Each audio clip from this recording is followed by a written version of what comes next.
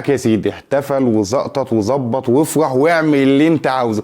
ده الكابتن احمد شوبير على قناه اون سبورت عامل هيلمان وفرح بيوصف قد ايه ان جماهير الاهلي مش فرحانه قوي، بيديك طريق انك تمشي عليه ازاي تفرح وتنبسط وتزقطط عشان الاهلي خد الدوري رسميا بعد فوز سيراميكا كليوباترا على نادي بيراميدز 2-1.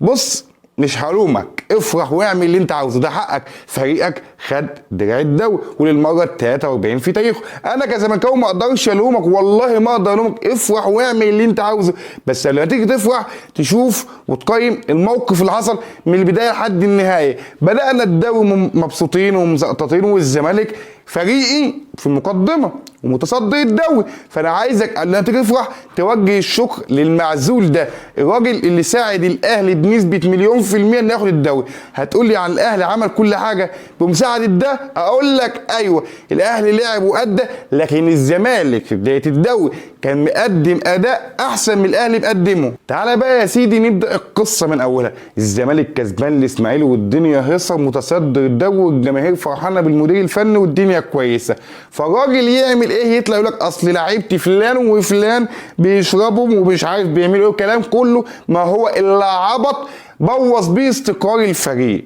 كل الغلط بيبدا من النقطه دي، بعدها بسم الله ما شاء الله عينك ما تشوف الا النور، هزايم في تدهور. مش بقول لك ان الاهلي ما استحقش الدوري، استحقه، لكن كان الزمالك يقدر هو كمان ياخد لقب الدوري. لو كنا قفلنا ده شويه اتقفل خلاص، كان الزمالك هو اللي بتسمعه دلوقتي رسميا الزمالك بطل للدوري الممتاز. ده انا عايز كمان من هنا عايزك تشير الفيديو ده وتوديه للناس اللي بتهتف وتشجع للمعزول. هتقول لي ليه؟ هقول لك فاكر لما طلع واتكلم وقال لك بص شوف زعلان ليه يا جمهور الزمالك، هو محمود الخطيب خد بطوله؟ مش عايز اقول لك انه خد الخمسه كمان.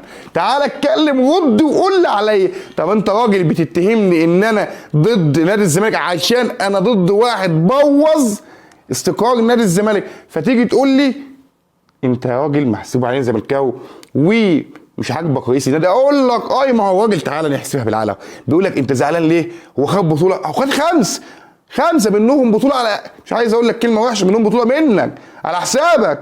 انت فاكر ولا ناس ولا اقول لك ايه برضه؟ ما علينا. كنت عايز اقول لك ان ده الاهلي استحق لقب الدوري، بس كان فيه مساعدات من ضمنها الراجل المحسوب ان هو رئيس النادي الزمالك. تعالى بقى ندخل في اخبار نادي الزمالك والنادي الاهلي اللي حصلت النهارده. بس قبل ما ابدا الاخبار انا عايز اقول مليون مبروك للدراويش، مليون مبروك لجمهور الاسماعيلي. النهارده فوز الاسماعيلي على الداخليه 1-0 ضمن فيه البقاء للدوري السنه الجايه، ضمن البقاء في الدوري، فما يطلعش جمهور الاهلي كل ماتش دراويش مش نزل، وفعلا ما نزلتش. هارد لك لجماهير النادي اللي كانت مستنيه الدراويش ينزلوا للدرجه الثانيه. وهقول لك وبصراحه وكداب اللي يقول لك كده، الدوري من غير الاسماعيلي ومن غير الاهلي والزمالك ما يبقاش دوري، سواء احنا مثلث بنكمل بعض اهلي زمالك اسماعيلي، وان شاء الله في القريب العاجل تكون في انديه جماهيريه زي غزل المحله ونادي اسوان في المقدمه، ويبقى دوري جماهيري مش دوري شركات. ده كل اللي نتمناه. الخبر الاولاني معايا ان انا عايز اقوله لك اللي هو بصراحه من جوه مزعلني جدا.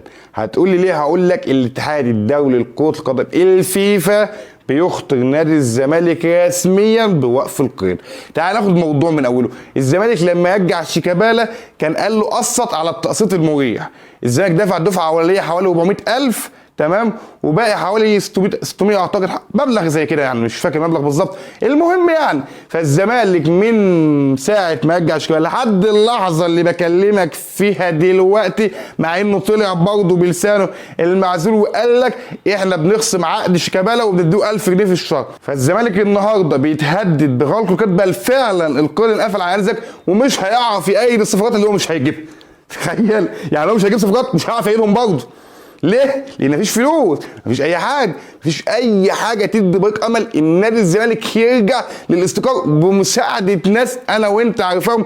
مش عايز هنزك يكون كويس. الخبر الثاني معايا، بعد ما المحكمه ايدت قرار عزل مرتضى منصور رئيس نادي الزمالك، فنادي الزمالك بيفتح الباب للترشح لمنصبي رئيس مجلس الاداره ونائب الرئيس. يوم ايه بقى يا سيدي؟ يوم 31 اكتوبر تخيل 31 اكتوبر يكون وقتها كل حاجه تعتبر خلصت، مش هتعرف تجيب لعيبه، مش هتعرف تأيد صفقات، فالموسم الجاي لنادي الزمالك هيبقى موسم صفري تاني.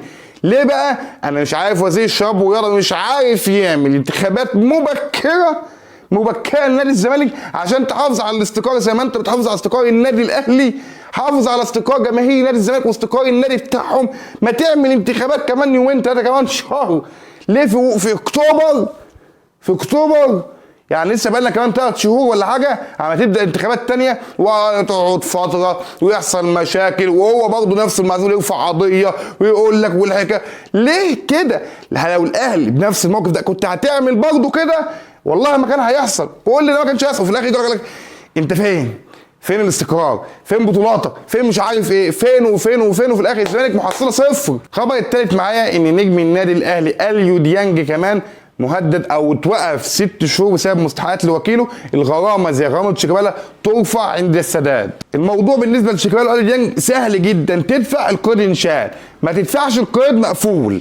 تمام؟ فالاهلي هيخلص على طول والزمالك هيقعد. وطلع مصدر مسؤول في الزمالك يقول لك ايه ده احنا عندنا وقف العقوبه من شهر ونص ولسه ما حلتش. يا عم حل. الناس اللي بتتكلم وقاعده بتاخد فلوس على ايه؟ بيعملوا ايه جوه نادي الزمالك؟ والله ما تلاقي. الناس اللي دايره نادي الزمالك مهمتها اصلا ان هي عدم الرد وتنام لحد ما تحصل مفاجاه او مشكله اكبر ويقول لك هنحل وهنعمله ومحدش معانا فلوس وكلام كبير، وفي الاخر الحصيله هقول لك كل مره صفر. الخبر الثالث بالنسبه لجماهير النادي الاهلي، كابتن احمد شوبير بيعلنها رسميا عودة صلاح محسن للنادي الاهلي مرة تانية.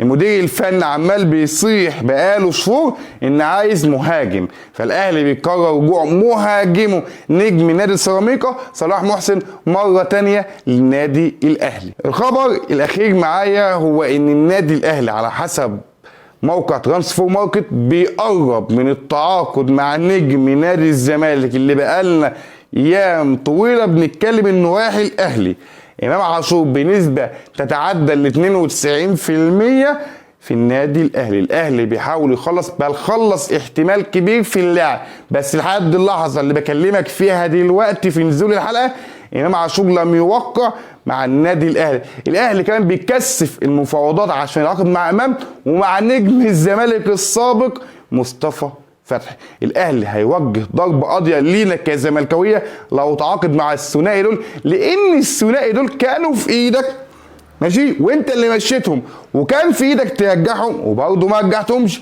والله العظيم كل ده فيلم مدبر. الزمالك باع نجم وسط ميدانه ومنتخب مصر بره من غير ما يحط فيها نسبة عدد بقى. تقول لي ليه؟ فاهم؟ حط لي 1% عقل يعقل ان ابيع نجم ملعبي للنادي من غير ما احط فيه اعاده بيع. ده الاهلي مشى بونو سافي ورجعه، قال لك هيحصل على 50% اذا تم بيع بونو سافي مره ثانيه. فترجع تقول له والله انتوا فين يا عم؟ احنا فين؟ احنا فين من الدنيا؟ اديني استقرار واديني اداره واديني لعيبه وقول لي شوف قابلني بقى. لكن الاهلي عمال بيعدي لان الدنيا كلها مسنداه. لكن الاهلي اقسم بالله لو عنده نص مشاكل نادي الزمالك والله ما هتشوف عنده بطولات. الاهلي قوته في ادارته، الزمالك قوته في جماهيره اللي هتخليها، اللي انا واحد منهم بتشرف ان انا زملكاوي، فاضلين مساندين لنادي الزمالك لاخر العمر. كده احنا وصلنا لختام حلقتنا. لو اول مره تشوفني ودي حاجه غريبه